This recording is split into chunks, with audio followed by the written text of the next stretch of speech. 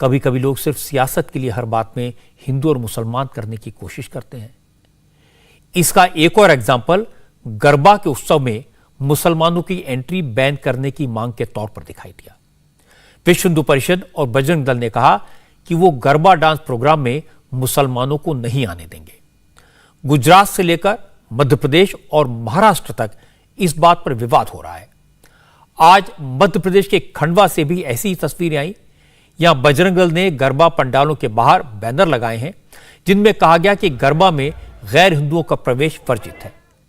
बजरंग दल के कार्यकर्ता खुद गरबा पंडालों के गेट पर खड़े होकर आधार कार्ड समेत कई आइडेंटिटी कार्ड चेक कर रहे हैं।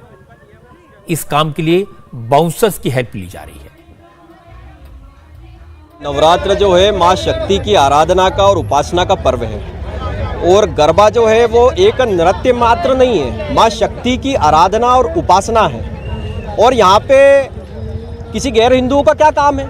यहाँ हिंदू आराधना कर रहे हैं, उपासना कर रहे हैं और किसी गैर हिंदू का यहाँ पे प्रवेश जो है वो पूरी तरीके से प्रतिबंधित है।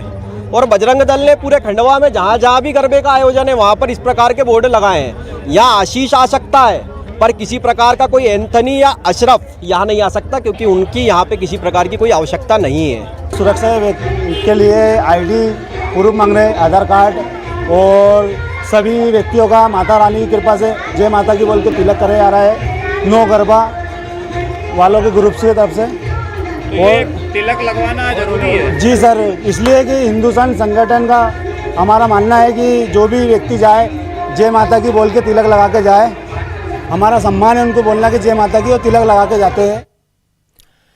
जब इस तरह की बेकार की बातें कही जाती हैं तो लोगों को बोलने का मौका मिलता है। आज समाजवादी पार्टी के सांसद एसटी हसन ने कहा, जो लोग गरबा को हिंदुओं का त्योहार बता रहे हैं, मुस्लिम लड़कों की गरबा में एंट्री बैन कर रहे हैं, उन्हें सरकार से पूछना चाहिए कि विदेश मंत्री एस जयशंकर दूसरे धर्मों के राजदूतों को गरबा में लेकर क्यों गए। हालांकि एसटी हसन ने कहा, जिस तरह की घटनाएं हो रही हैं उसके बाद मुस्लिम लड़कों को गरबा में नहीं जाना चाहिए, लेकिन अगर कोई मुस्लिम लड़का पहुंच जाता है तो उसे पीटना, उसको बेइज्जत करना, यह बिल्कुल गलत है। देखिए, मैं तो मुस्लिम युवकों से यही कहूँगा कि उनको जाना नहीं चाहिए। जाते क्यों हैं? क्योंकि ये एक धार्मिक आयोजन है और एक जश्न के लिए मनाया जाता है, तो मुस्लिम युवकों को इससे बचना चाहिए। और अगर वो वहाँ पे हैं तो उन्हें राइट है कि उनको निकाल दें। मारने का हक किसी को नहीं है, मारपीट नहीं होनी चाहिए। अगर कोई इजाज़त दे दे तो चले जाएं, अगर इजाज़त नहीं है तो नहीं जाएं। मुझे अफसोस एक चीज़ का ज़रूर है कि गरबा के आयोजनों के अंदर 60 राजदूतों को क्यों बुलाया गया? वो भी तो अलग अलग मजहबों के लोग थे। एसटी हसन जिन राजदूतों की बात कर रहे थे उनका दौरा शनिवार को हुआ था।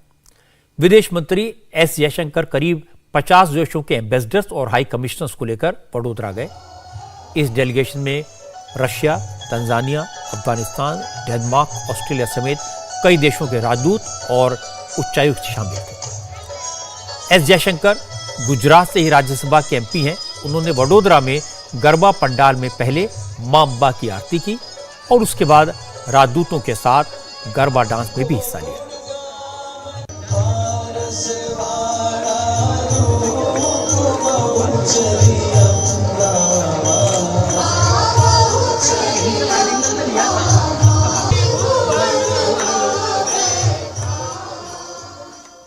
मुझे लगता है एस जयशंकर ने जो किया वही हमारी संस्कृति है, वही हमारी परंपरा की पहचान है, वही हमारी विरासत है, वही हमारे देश की महानता है।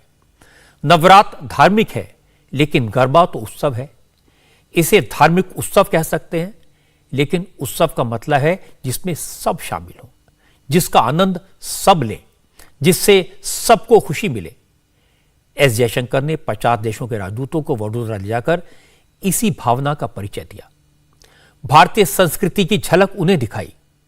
जो लोग गरबा में मुस्लिम नौजवानों के प्रवेश पर पाबंदी की बात कर रहे हैं, फिर वो लोग गंगा जमुनी तहजीब, सर्वे भवन्तु सुखिना, वसुधैव कुटुम्बकम ऐसी बातें कैसे कर सकते हैं?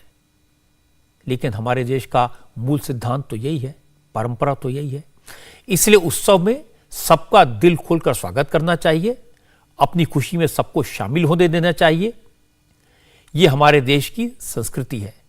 लेकिन अगर कोई व्यक्ति पहचान छुपाकर, नाम बदलकर, छेड़खानी करने के इरादे से, गंदी मानसिकता से उत्सव में शामिल होने की कोशिश करता है तो उसके खिलाफ एक्शन जरूर होना चाहिए।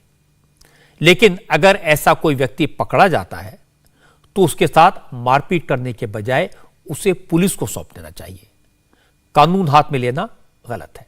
इंडिया टीवी हर वक्त हर जगह डाउनलोड करने के लिए सर्च करें India TV news Google play store या ऐप स्टोर पर।